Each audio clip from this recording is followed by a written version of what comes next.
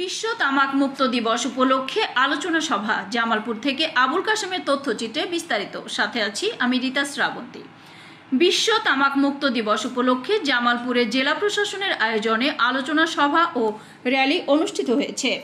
শনিবার বিশ্ব তামাক মুক্ত দিবস উপলক্ষে তামাক কোম্পানির কূটকৌশল উন্মোচন করি, তামাক ও নিকোটিন মুক্ত বাংলাদেশ গড়ি, এই প্রতিপাদ্যকে সামনে রেখে এই আলোচনা সভা অনুষ্ঠিত হয়। দিবসটি উপলক্ষে জেলা প্রশাসকের আয়োজনে ও জাতীয় তামাক নিয়ন্ত্রণ সেলের সহযোগিতায় সকালে ফৌজদারি মোড় হতে একটি র্যালি বের হয়ে ডিসি অফিসে এসে শেষ হয়।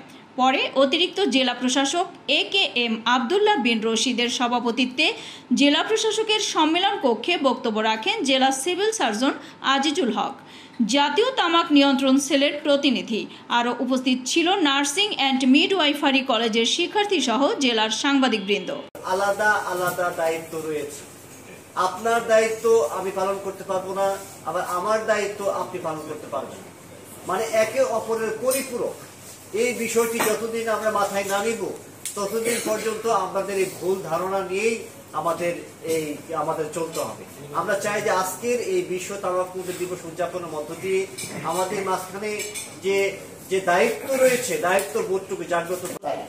আপনি যদি স্মোক করেন তাহলে এখানে ডায়াবেটিসের একটা চান্স থাকবে এবং রক্ত নালীতে নানান ধরনের আবর্জনা তৈরি হবে এবং আপনার ওই রক্ত নালীতে এমন কিছু তৈরি হবে যেখানে প্লাটিলেট, আমাদের রক্ত কণিকা যেটি আছে সেটি ওখানে জড়ো হবে এবং আপনার ওখানে কিন্তু একটা দলা তৈরি হতে পারে, যার জন্য ওইখানে একটা বাধার সৃষ্টি করবে।